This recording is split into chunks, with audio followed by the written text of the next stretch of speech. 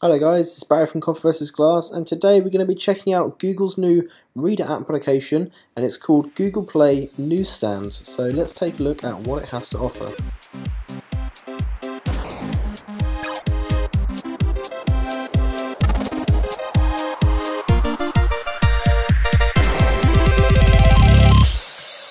So Google Play Newsstand, well what is it? Well firstly it's a terrible name, Google Play Newsstand. I think they could have probably come up with something a little bit better. But anyway, it's supposed to replace the Google Magazine app, the stock Google Magazine app that is, and Google Currents. They're very well favorited by myself, reader.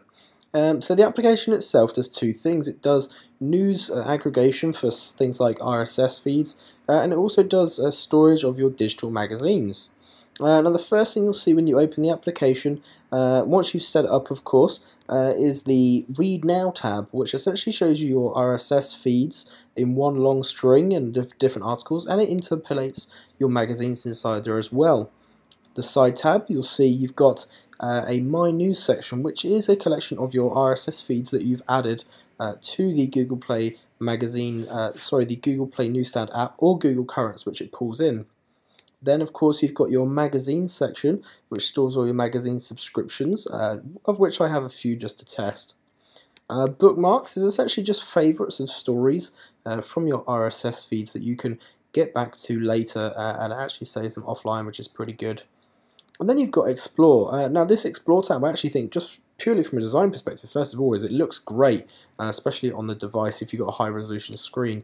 And it's essentially just categorizing RSS feeds that you can subscribe to, and also magazines in the same category as well. Because again, this application is not just for RSS news aggregation, but also for digital magazine subscription and content consumption as well.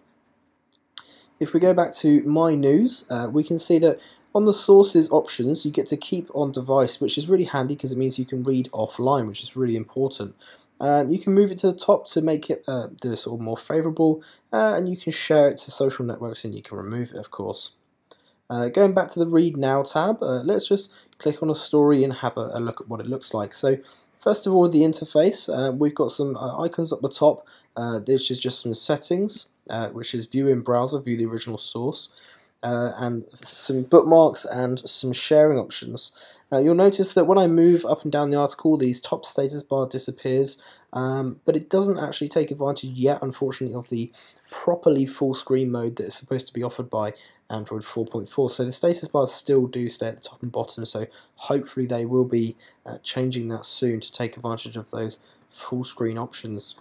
If we go back to Read Now, you'll notice that we have the option in the settings to show only on device. Now the reason why that is because we might want to show just stuff that we have on our device so it's not confusing.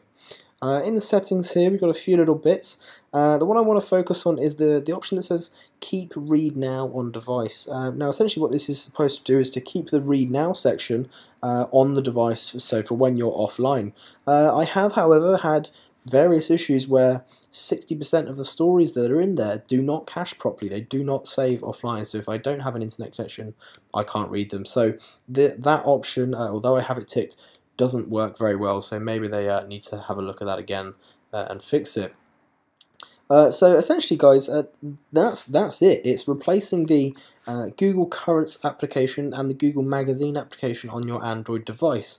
However, strangely enough, even after the update, Google Currents is still on my device. I don't know why, maybe it just needs to be removed by a later update, but however it has taken over the Google Play Magazines app and just replaced it with Google Play Newsstand.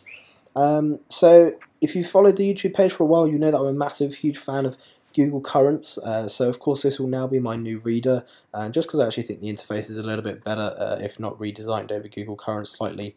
So check it out, you can download it from the Play Store, it's completely free of course, and it should work on many Android devices. So this is Barry from Copper vs Glass, and I'll catch you guys later.